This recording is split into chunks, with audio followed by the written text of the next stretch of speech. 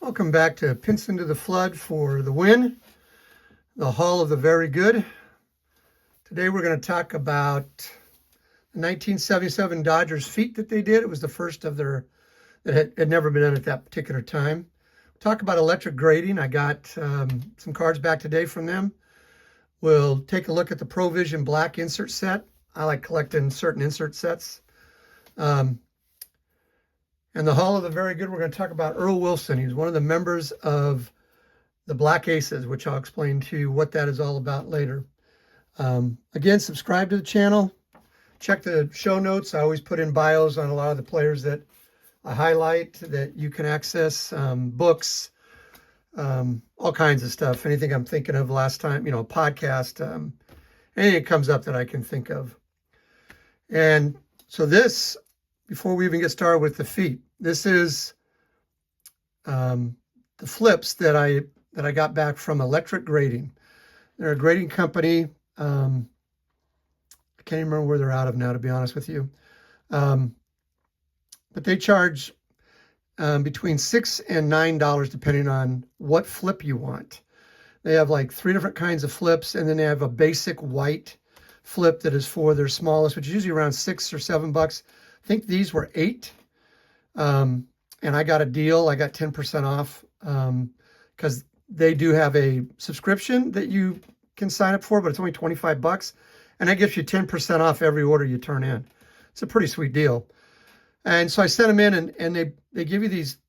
They match them up based on the team or the color of the actual card, and these are the of the Dodger ones. And I had pretty nice copies of the 77s. I think, I'll be honest with you, with this submission, I was really pleased with the look of it because I like a lot of color. But I think they graded vintage probably a little high. I would say that most of these cards you're looking at right here are at best a 7. Maybe a 7.5 at the best. And most of them are probably 6, 6.5. They grade about, I think, 1 higher. Well, we'll take a look at some of the stuff that I got graded. I'm a big Randy Smith fan, so I have his complete run, so I sent them all in. But here's just, they have 3 levels of flips, and this is their pro level. And they have another level, I can't remember the name of it is, but you can get this style up here. So this is the 72 Randy Smith. There's a 73, and you see how they match the color on the flip to the card, which I love that. I think it's great. Here's a 74. I have nice copies of all these Randy Smiths, but they're not, this is an 8. It's not a 9. This one's probably close to an 8. This is the 75, 76. And again, I just love the fact that they match, the flip matches the card. I mean, here's a 77, 78. 78, 79. He's really underrated. He had the record of 892 consecutive games played until AC Green broke it. This one's really sweet. Look at this green and yellow. This is when he got traded to I didn't get traded. Buffalo became the San Diego Clippers. And then here are the 80-81s. And a lot of players had 2 or 3 in there. And Randy Smith had 2. Even though Paul Westphal is on both of them, but one has Billy Knight and one has Dave Cowens.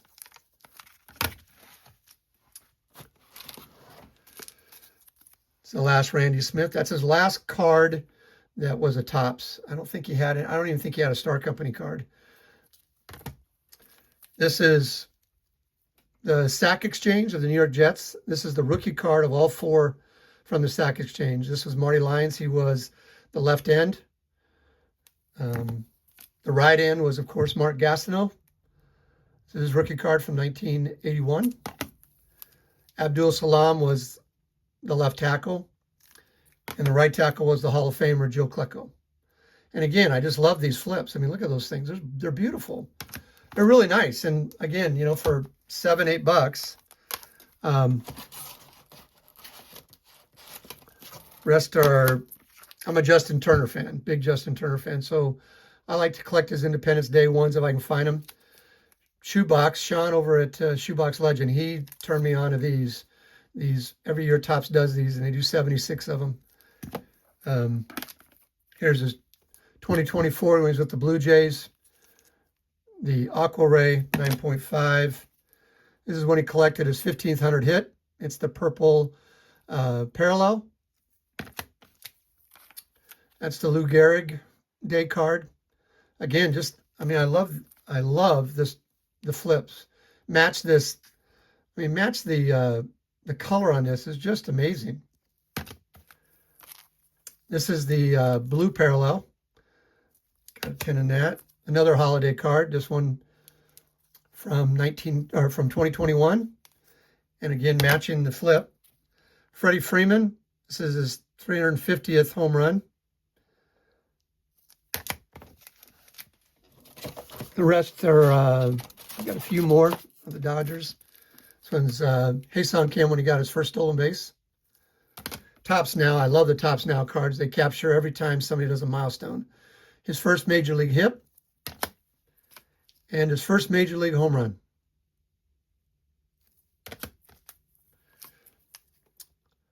There's Roki. That's his first card, or his first card when he pitched. First career major league win. Again, these flips are just really nice. Andy Padres' first home run. Look at, they even put that on. Put that on the flip. They put the first win on the flip. They put his first home run on the flip. How many people do that? First home run, RBI scored, they put on the flip. I mean, that's what makes this company, I think, really nice. Maybe they grade a little easy, but boy, everything else about it I like. I like their slabs are really nice. They're solid. It's just called Electric Grading Company. They're having a special right now. They have specials almost every week. So check them out. I highly recommend them. I think they're, I like using them. They get back every one of their levels. So they're 6, 7, 8, 9 level. Every one of them is 10 to 15 days out. So you just can't beat that. So you've seen MPE and now you've seen electric. I've got an order into Arena, and I've got another one called C3 I'm going to try. And then I also did something that I had never seen any company do yet. Golden does this. Golden Grading Company. You can send in your cards for $3 and they'll grade them and put them in a rigid plastic with a label across the top saying what the grade is. And then that way, if you want to have it graded further with somebody or even them, you kind of know what you're probably going to get. You kind of know what it is. But what a way to grade cards for $3. I don't mind that they're in these rigid holders. I have a lot of cards that are in rigid holders that I like. And I put them in the card saver sleeves, and they look really nice. They're easy to stack. So I've got an order into them. So when I get that back, I'll reveal that, and you guys can tell me what you think. I'm trying a lot of new companies just because I want to showcase them and just see what I think of them. There's over like 60 companies out there right now. And, you know, I don't have a lot of expensive cards. That whole Randy Smith, none of those cards are probably worth more than $5-10. There's no reason to get them graded, except I wanted to have his run graded. He's one of my favorite players. And for the price, it's what the card is worth. So, I mean, to have this graded and to get that flip was $7. And this is his rookie card. I mean, I just think it's really worth it to have that done. So now on to the 77 Dodgers. And what did they do that had never been done before?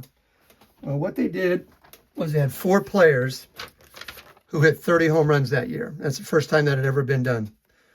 And it came down to literally the 6th inning of the last game of the season. Dusty Baker hit his 30th. And what's ironic is Say, Garvey, and Baker, this is the only year they ever hit 30. Reggie Smith did it one other time. So what are the odds that one team would hit 30 home runs and it'd be the only time that 3 of the 4 ever did it? Steve Garvey hit his 30th. He had 33 that year. And he hit his 30th on September 14th in LA off of a rookie, Manny Sarmiento of the Reds. And this is his rookie card. And then next up was on the 18th, two Dodgers hit their 30th. Reggie Smith would hit his 30th off of Dave Campbell. And Ron Cey would hit his off of Mickey Mailer, both of the Braves at the time, on the 18th. And Dusty Baker would do his on the last day in the 6th inning on October 2nd off of J.R. Richard. And this is the 77 card of J.R. Richard, who was on pace to be a Hall of Famer. I'll talk about him one day in another video because he deserves a video to himself. What a great pitcher, had an unfortunate stroke and never rebounded. But for their careers, Reggie Smith had 314 home runs. Ron Cey ended up with 316. Dusty Baker would have 274, and Garvey would have 272. But 3 of the 4, it was the only time they hit 30 home runs, and they all did it in the same year. And the first club to ever done it. Since then, it's been done a few times, but they were the first club to have 4 guys hit 30 home runs in the same year.